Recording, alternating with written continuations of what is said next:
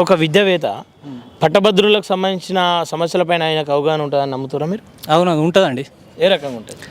అంటే ఇప్పుడు తన దగ్గర చాలామంది వందలాల వేలాల మంది ఉపాధ్యాయులు పనిచేస్తూ ఉన్నారు. ఓకే. వాళ్ళు పడేటువంటి సమస్యలు ఏంటి తనకు తెలుసు.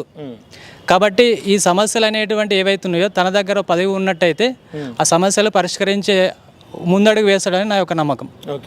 ఓకేనా. ఫైనల్గా గ్రాడ్యుయేట్స్ మీరు బయట కలుస్తూ ఉంటారు, ఆడ కూర్చున్నప్పుడు డిస్కషన్ చేస్తూ ఉంటారుగా, అంటే బలంగా వినిపిస్తున్న పేర్లు ఏవేవి మీకు? పేర్లు అంటే ముందు వరుసలో మాత్రము డాక్టర్ నరేందర్ రెడ్డి గారి పేరు మాత్రం వినిపిస్తున్నది. ఇంకా నెక్స్ట్ తర్వాత ప్రసన్న హరికృష్ణ అని అంటున్నారు. కానీ ఏదేమైనా కానీ నరేందర్ రెడ్డి గారు మాత్రమే విజయం తథ్యం, తప్పకుండా తన్నే గెలుస్తారు. కానీ ఈయన విద్యా సంస్థలతో వ్యాపారాలు చేస్తూ ఉన్నాడు, ఈయన వ్యాపారంగా చూస్తూ ఉన్నాడు అని చెప్పి సోషల్ మీడియాలో ఈ మధ్య కాలంలో ఒక ఫోటో వైరల్ అవుతుంది కదా, దానిపైన మీ అభిప్రాయం?